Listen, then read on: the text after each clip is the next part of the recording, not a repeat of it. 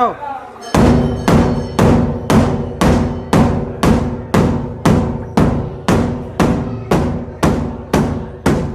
की एक सुनहरी सुबह थी। सूरज की किरणें जंगल की हरी भरी टहनियों से छनकर जमीन पर चमक रही थीं।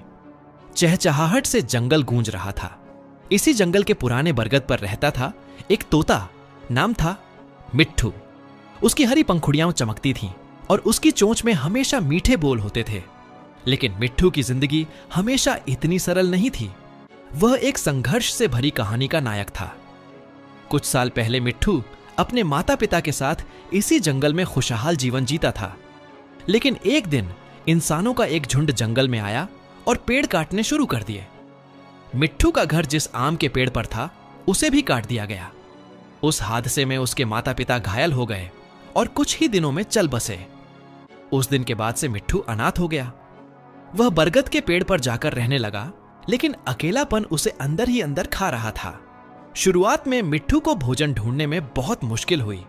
पहले जो उसे अपनी मां चने, फल और बीज लाकर देती थी, अब उन्हें ढूंढना उसकी जिम्मेदारी बन गई थी। वह पेड़ से पेड़ उड़ता, कभी बेर खाता तो कभी सूखी टहनियों में छुपे कीड़े ढूंढता। कई बार उसे अन्य पक्षियों से मुकाबला करना पड़ता, खासकर कौवे और गिद्धों से। एक दिन एक लोमड़ी ने उसे छल से पकड़ने की कोशिश की, लेकिन मिट्ठू की फुर्ती ने उसे बचा लिया। मिट्ठू अब धीरे धीरे जंगल के अन्य जीवों से परिचित होने लगा था।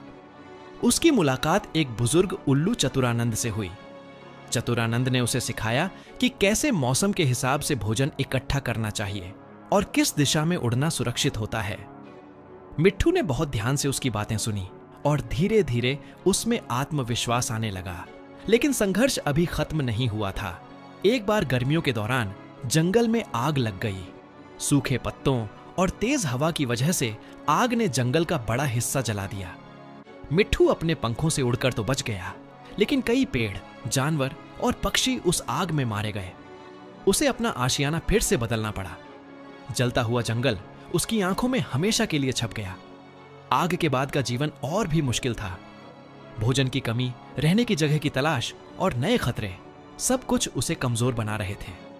लेकिन मिट्ठू ने हार नहीं मानी।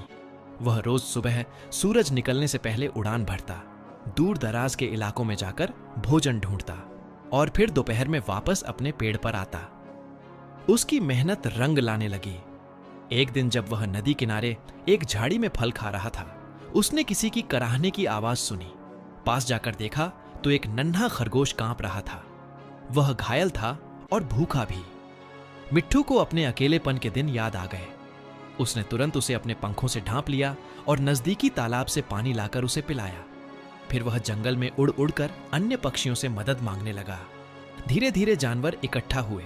सबने मिलकर उस खरगोश का इलाज किया। वह घटना मिट्ठू की जिंदगी का टर्निंग पॉइंट बनी। अब वह न केवल खुद के लिए जी रहा था, बल्कि जंगल के अन्य जीवों की मदद भी करने लगा था। उसने एक छोटी सी टोली बना ली। चिड़िया, गिलहरी, कबूतर सब मिलकर एक दूसरे की मदद करते। जंगल में अब फिर से हरियाली लौट आई थी और मिट्ठू एक सच्चे नेता के रूप में उभरा था। उसके साहस, समझदारी और मेहनत की कहानी जंगल भर में फैल गई। अब छोटे पक्षी उसे गुरु मानते थे और उससे सीखते थे कि विपत्तियों में कैसे डटे रहना है। मिट्ठू ने अपने जीवन की मुश्किलों को अपनी ताकत बना लिया था। वह जानता था कि दुख से भागा नहीं जा सकता,